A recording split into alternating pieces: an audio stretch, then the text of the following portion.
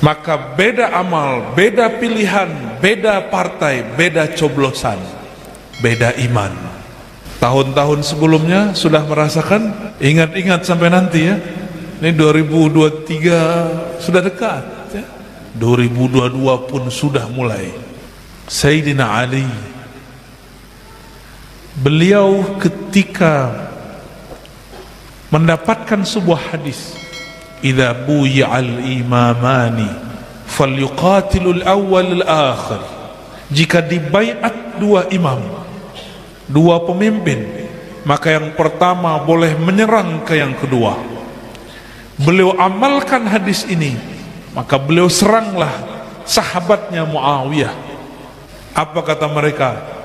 Kafara Ali, Ali telah kafir karena dia berhukum dengan hukum selain Allah. Dia berhukum dengan hukum diplomasi, dia berhukum dengan hukum Ibnul As, Abu Musa al-Ash'ari. Dia tidak berhukum dengan hukum Allah. Wa man lam yahkum bima anzalallah fa ulaika humul kafirun. Mereka pakai ayatnya benar. Siapa yang tidak berhukum dengan hukum Allah kafir. Kelompok Khawarij ini menjadikan sikap politik dia sebagai pokok keimanan. Hati-hati para ulama, hati-hati para umara.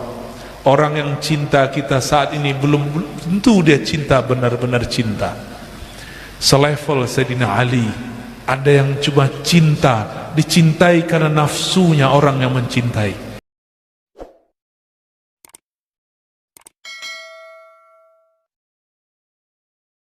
Khawarij, kita mulai dari Khawarij ya. Khawarij secara bahasa berarti kelompok kharijah yang keluar dari kebenaran. Imam Asy-Syahrastani mengatakan kullu man kharajat an imamatin sahihah, setiap kelompok yang keluar dari kepemimpinan yang sah, yang memberontak, itu disebut dengan Khawarij. Lalu siapa ahlu sunnah? Itu terjemahan umum ya. Kalau ahlu sunnah, mereka yang menerima pemerintahan yang sah, melarang berontak. Maka dalam akidah Tahawiyah, Al-Imam Abu Ja'far At-Tahawi mengatakan, kami meyakini bahwa kita perlu, bahkan wajib mendoakan para pemimpin, menaati mereka, dan tidak boleh memberontak. Wa in jaru, meskipun mereka berbuat jaru, kesalahan. Kalau ada kesalahan diperbaiki, bukan berontak. Itu ahlus sunnah.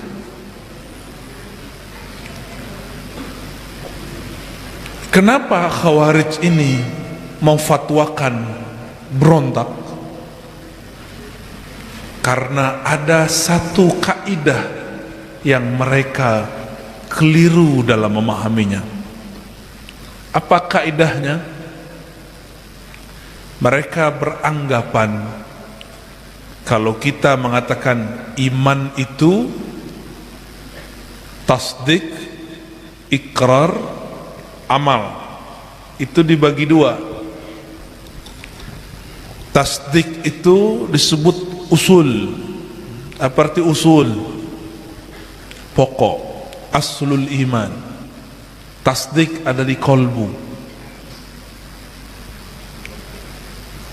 Tasdik ada di mana? Di kolbu. Makanya hadisnya menyebutkan antu'mina billah wa malaikatihi wa kutubihi, sampai akhir hadis rukun iman. Engkau percaya dengan apa? Percaya dengan qalbu. Maka ahlus sunnah menggariskan bahwa aslul iman tasdik bil qalb. Pokok dari iman itu adalah tasdik, percaya di dalam kolbu. Ini ahlu sunnah wal jamaah. Tasdik dalam kolbu ini punya cabang. Cabang pertamanya ikrar, mengikrarkan. Sudah jadi bahasa kita. Apa arti ikrar? Melafazkan, menyatakan, memberikan persaksian. Yang kedua, al-amal bil arkan, aktivitas amal dengan zahir.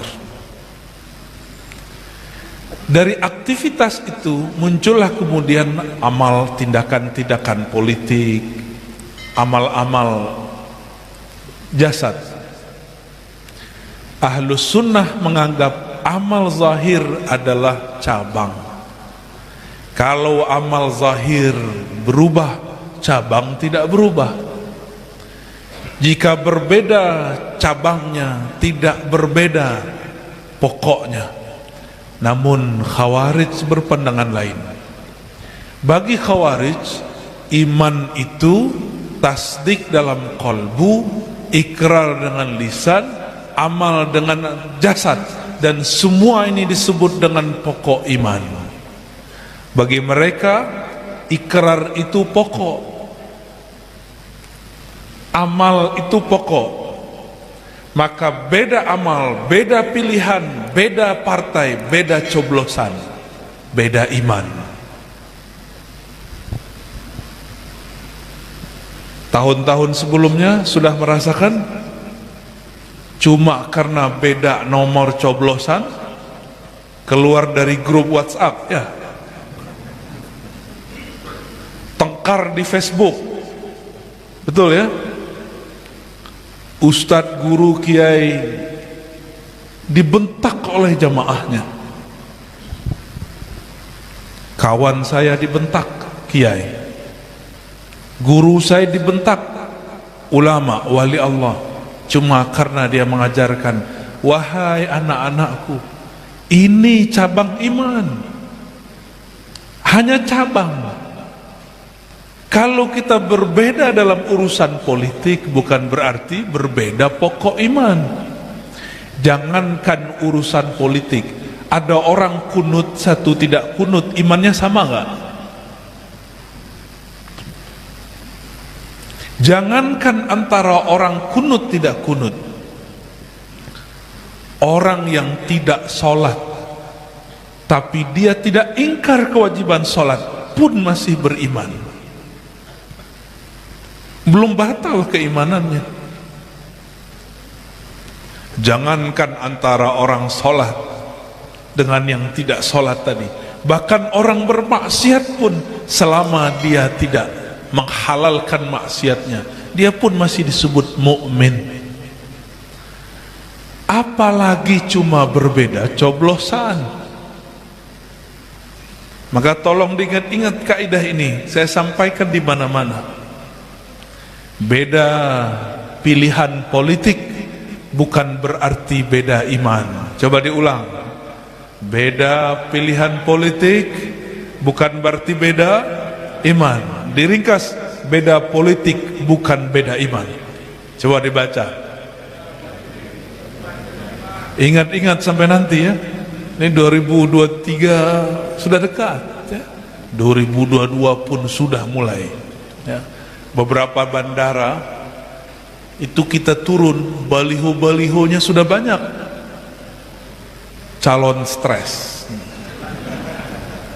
sudah banyak ya. Benar, calon stres. Setiap selesai pemilihan umum itu banyak orang masuk rumah sakit jiwa. Tanya sama Paman Birin ya, kawan-kawan beliau lah.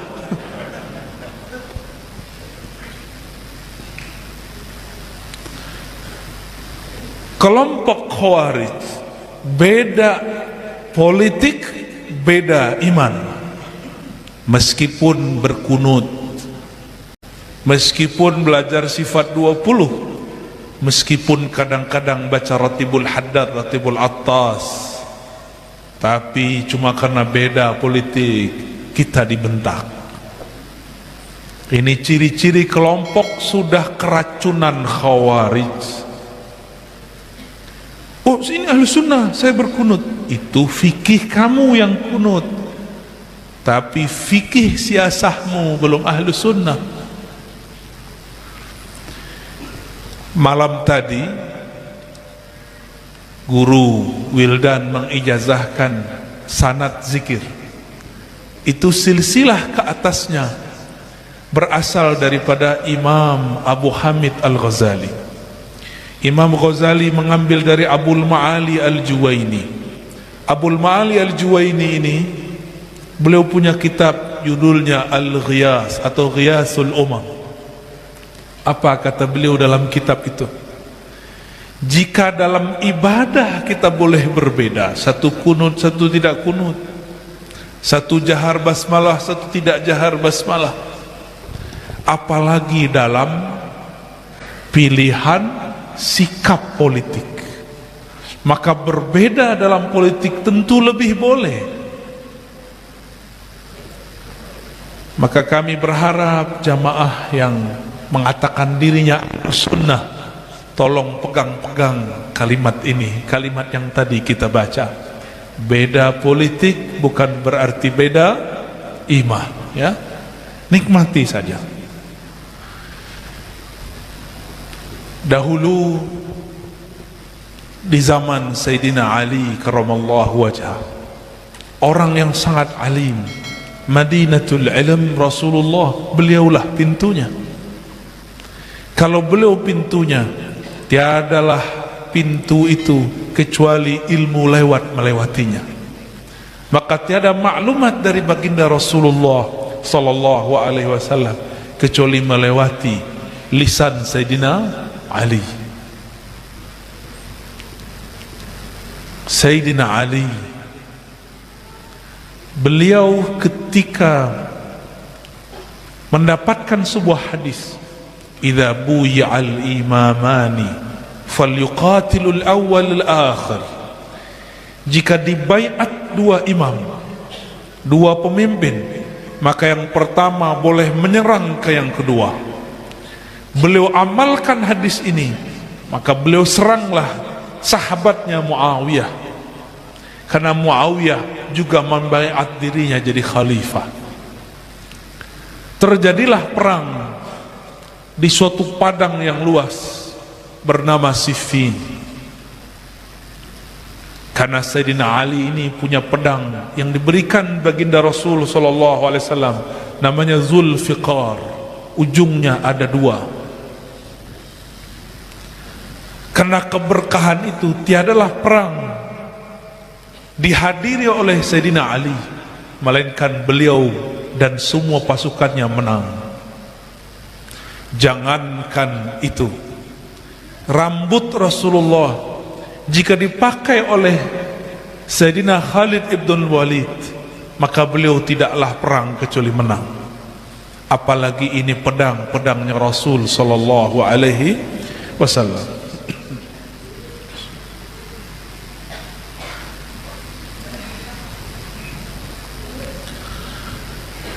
Namun Sayyidina Ali punya kisah. Di tahun ke-6 Hijriah, ini perang terjadi sekitar tahun 40 Hijriah atau sebelumnya. Di tahun 6 Hijriah, sekitar 34 tahun sebelum perang Siffin, Sayyidina Ali menulis perjanjian Hudaybiyah. Nabi, para sahabat sudah sampai di bukit Hudaybiyah, 10 sampai 15 kilo lagi sudah sampai di Mekah. Ternyata kafir Quraisy menahan Nabi Muhammad sallallahu alaihi wasallam, tidak boleh masuk kepada Mekah. Lalu diusir, dibuatlah MOU, tidak boleh masuk Mekah.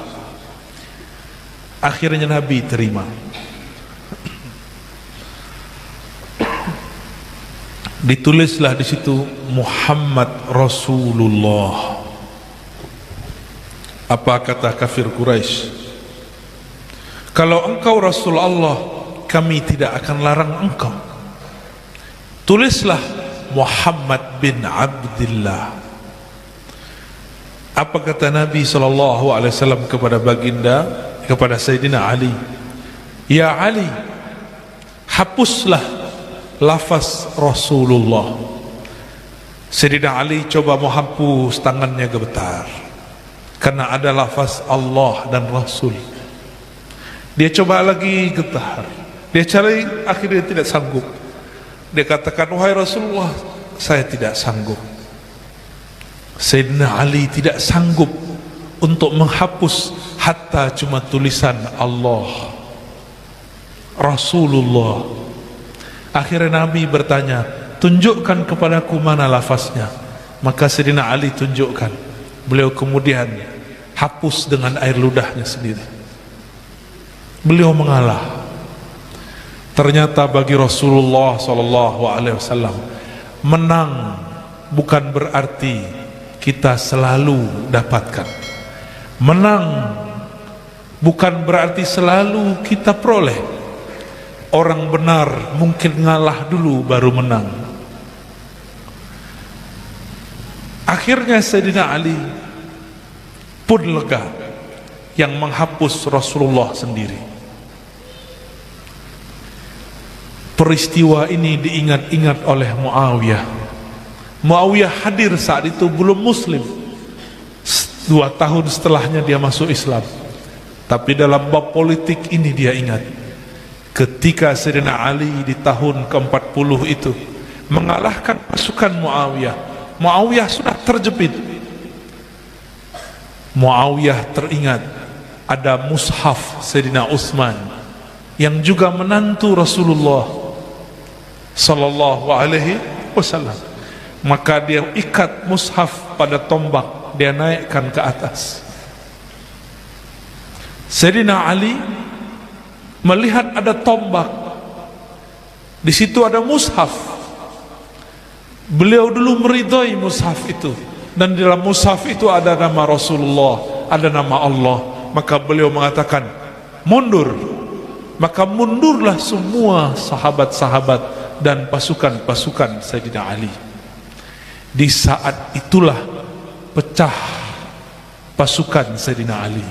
Hati-hati para ulama, hati-hati para umara. Orang yang cinta kita saat ini belum tentu dia cinta benar-benar cinta. Selevel Sayyidina Ali, ada yang cuma cinta, dicintai karena nafsunya orang yang mencintai. Apa kata sekelompok orang? Hai, ada apa dengan Ali? Enggak ada lagi kalimat Amirul Mukminin. Ada apa dengan Ali? Kita sudah mau menang, dia kok mundur? Malah dia kemudian menerima hukum diplomasi. Sayyidina Ali kirim Abu Musa al-Ash'ari, Muawiyah kirim Abdullah bin Amr bin al-As. Terjadilah di situ diplomasi. Kata Ibn al-As, wahai Abu Musa, sampaikanlah apa yang hendak kau sampaikan. Abu Musa sangat polos meskipun dia lebih senior. Apa kata beliau? Untuk ketenangan umat, saya nyatakan Ali karamallahu wajhah mundur dari khalifahan. Ibn al-As senyum, dia balik. Dengan ini saya nyatakan Muawiyah naik jadi khalifah. Yang dipikirkan oleh Abu Musa, Muawiyah juga mundur. Tapi ternyata Ibn al-As punya taktik diplomasi yang dia pelajari dari orang Rum dan Persia. Walhasil kagetlah semua orang. Disitulah pecah kelompok Sayyidina Ali. Apa kata mereka? Kafara Ali, Ali telah kafir karena dia berhukum dengan hukum selain Allah. Dia berhukum dengan hukum diplomasi. Dia berhukum dengan hukum Ibn al-As, Abu Musa al-Ash'ari. Dia tidak berhukum dengan hukum Allah. Wa man lam yahkum bima anzalallah fa ulaika humul kafirun. Mereka pakai ayat, ayatnya benar. Siapa yang tidak berhukum dengan hukum Allah kafir. Ayatnya benar, pemahaman mereka tidak benar. Mereka mengkafirkan Sayyidina Ali. Sayyidina Ali dikafirkan karena pilihan sikap politik. Mau ulangi kejadian ini? Saya tidak kaget nanti guru-guru kita ini akan dikafirkan umat cuma karena dia beda pilihan politik dengan sebagian umat. Nanti mereka punya kategori ulama akhirat, ulama su, ulama Allah, ulama dunia. Bagi mereka ulama dunia itu yang beda politik dengan dia. Nanti sudah mulai muncul. Jangan sampai. Jangan sampai ya.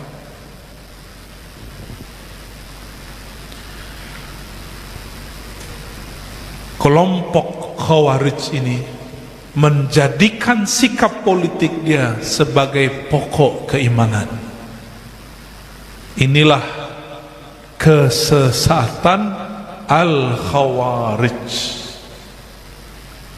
Kesesatan apa? Dulu saya kira yang jadi Khawarij cuma orang yang pakai tauhid uluhiyah rububiyah, lalu tauhid hukmiyah mulkiyah. 3 tauhid. Pertiga mereka katakan tauhid itu politik. Ternyata sekarang racun ini masuk kepada orang yang belajar sifat 20. Racun ini masuk kepada orang yang bermazhab fiqih, masuk kepada orang yang katanya berakidah Asy'ariyah Maturidiyah, masuk kepada orang yang berthariqah, katanya Naqsyabandi, katanya Samani, katanya Ba'lawi, katanya Khalwati, katanya Syazili, tapi mengkafirkan gurunya atau menganggap sesat orang yang berbeda faham politik dengannya. Kalau ada ini terjadi, baik pada kiai, baik pada umat, berarti sudah kesusupan Khawarij. Dan sudah terjadi ya, sudah terjadi. Kita berdoa semoga di tahun-tahun ke depan ini tidak terjadi kembali. Kalaupun terjadi, semoga tidak separah sebelum-sebelumnya. Dulu saya ini suka takbir, Pak, suka zikir, karena saya mengajarkan seperti barusan. Saya dibentak oleh orang yang ada di luar. Apa kata dia? Allahu Akbar, keluar kau. Saya takbirkan ulang, ya, sini kau, takbir depan saya. Gak berani dia takbir depan saya, lebih kenceng takbir kita. Nabi SAW mengatakan nanti tentara Imam Mahdi menaklukkan Rum cuma dengan takbir. Berarti takbir yang mana itu? Bukan takbir sembarangan. Takbir orang-orang yang selain Allah sudah dia nafikan, selain Allah sudah dia tiadakan, maka dia takut lagi kepada siapapun. La yakhafuna laumata laim. Tiadalah dia takut kepada hujatan orang yang menghujat. Jamaah hadirin hadirat yang mulakan Allah. Jadi untuk menangkal Khawarij harus faham kaidah Ahlus Sunnah, lalu tahu bedanya dengan Khawarij. Hasil diskusi saya dengan beberapa peneliti, betul 90% lebih orang-orang Khawarij yang tertangkap di negeri ini itu mereka akidahnya pakai tri tauhid. Apa tri tauhid? Mereka meyakini uluhiyah, rububiyah, asma wa sifat, atau diganti dengan hukmiyah mulkiyah. Ya, ada peneliti yang meneliti dari lapas ke lapas, tahanan ke tahanan. Lalu saya juga tanya kepada orang yang menangkap, apa akidah orang yang engkau tangkap? Mereka mengatakan 90% lebih akidahnya 3 tauhid. Dengan 3 tauhid itulah mereka membid'ahkan maulid. Dengan 3 tauhid itulah mereka mengatakan belajar sifat 20 itu sesat. Dengan 3 tauhid itulah mereka mengatakan pendahulu-pendahulu kita itu orang sesat. Negeri Banjar ini yang sangat masyhur dengan Syekh Muhammad Arsyad Al-Banjari, Datuk Kelampayan. Beliau mengambil akidahnya ke Makkah dan Madinah. Di sana beliau belajar akidah Ahlus Sunnah wal Jamaah yang kita sebut Asy'ariyah Maturidiyah, yang masyhur dikelafaz dalam lisan umat dengan sifat 20. Ada kitab beliau judulnya Usuluddin, benar gak? Apalagi Sabilul Muttaqin apa Sabilul Muhtadin. Ada 2 tentang fikih dan tentang akidah. Coba dibuka, isinya tentang sifat 20. Akidah Imam Abul Hasan Al-Asy'ari. Sekarang mereka mau ganti itu, mau nggak? Antum mau nggak itu diganti? Mereka bilang belajar sifat 20 sesat. Ridho nggak? Mau nggak itu diganti? Ini nggak semangat ini. Kayaknya mau diganti ini kayaknya. Maka jika ada pesantren, tolong jangan diganti akidahnya. Pesantren sekarang sudah ganti akidahnya. Yang dipakai kitabnya Saleh Fauzan, kitab tauhidnya Saleh Fauzan.